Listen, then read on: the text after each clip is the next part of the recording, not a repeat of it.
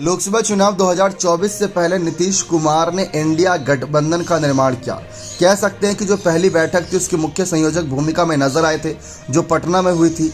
India बैठक लोकसभा चुनाव में कमाल की है नहीं, इस बात का पता 4 जून को चल जाएगा। लेकिन अगर कमाल की होगी तो ये बात भी साफ है कि इसमें नीतीश कुमार की तारीफ भी होना अवश्य रहेगा। अब ऐसे में नीतीश कुमार जो पाला बदलने के लिए जाने जाते हैं, एक बार फिर से खबरें यही है कि नीतीश कुमार क्या पाला बदलेंगे या नहीं, क्योंकि इंडिया गठबंधन के समर्थन में अब हवाएं चलती नजर आ रही हैं। अगर ऐसा है और एनडीए के साथ रहकर नीतीश कुमार को अपना नुकसान दिख रहा है तो पाला बदल लेने में ही यहाँ पर फायदा है, क्योंकि जैसा कि आप भी जानते हैं कि 2024 के लोकसभा चुनाव के बाद अगले साल विधानसभा चुनाव की चर्चा होनी है बिहार में। और ऐसे में नीतीश कुमार ने जो पाला बदल का खेल किया था वो उसमें पहले भी माहिर है, पहले भी ऐसा खेल कर चुके हैं। लेकिन अगर बिहार विधानसभा चुनाव से पहले बिहार की सीटों पर आरजेडी का दबदबा लोकसभा में देखने को मिला तो ये बात तय है कि नीतीश कुमार कोई ना कोई बड़ा खेल करेंगे। भले उन्होंने खुद ही भले मंच से कहा था कि भाई इस बार पाला नहीं बदलूंगा, बीजेपी के साथ ही रहूंगा। इस बार तो रोड शो में पीएम मोदी के साथ कमल का चुनाव चिन्ह तक थामे नजर आए थे। लेकिन कब क्या बदलाव आ जाए ये कहना बहुत मुश्किल है।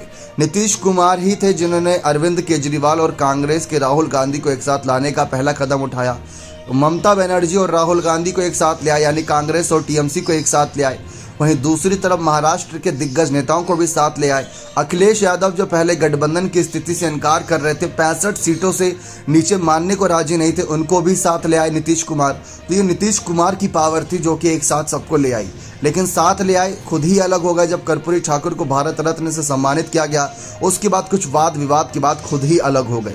लेकिन अब लोकसभा चुनाव के परिणाम में अगर नीतीश कुमार के लिए भी चांसेस बनेगा, क्योंकि 16 सीटों पर ये चुनाव लड़े हैं बिहार में, अगर उन 16 सीटों पर इनको फायदा होता है और एनडीए को ओवरऑल नुकसान होता है तो हो सकता है कि नीतीश कुमार पाला बदलने के बारे में सोचें, क्योंकि नीतीश कुमार पहले भी इस बारे में कई बार कदम उठा चुके हैं। उनकी छवि ऐसी बन चुकी है, एक बार और करने में क्या ही बुराई होगी। हर कोई तो यही कह रहा था कि आप मुख्यमंत्री थे, फिर पाला बदल के मुख्यमंत्री ही रहे, तो पाला बदला ही क्यों आपने। लेकिन सबको पता है कि एनडीए के परिणाम क्या रहे थे। जब ये अकेले चुनावी मैदान में थे तब इनको 2 सीटें किस तरीके से मिली थी, और जब एनडीए के साथ थे तब 16 सीटें कैसे निकाली थी। तो वो परिणाम इनके जहन में अच्छे तरीके से याद है, इसी वजह से इन्होंने पाला बदल का खेल किया था।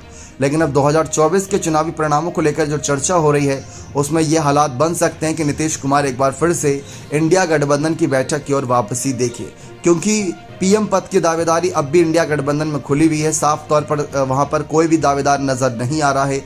राहुल, ममता, केजरीवाल, उद्धव जैसे बड़े नेताओं के नाम इस फहरिस्त में हैं। लेकिन अगर नीतीश वापस आते हैं तो नीतीश की भी चर्चा होना लाजमी सी बात है। क्या लगता है, नीतीश कुमार एनडीए का साथ ही बने रहेंगे चाहे परिणाम उनके समर्थन में आए या खिलाफ, या फिर इस बार फिर से पाला बदल होगा? अपनी राय कमेंट सेक्शन में अवश्य रखिए। बहुत बहुत धन्यवाद।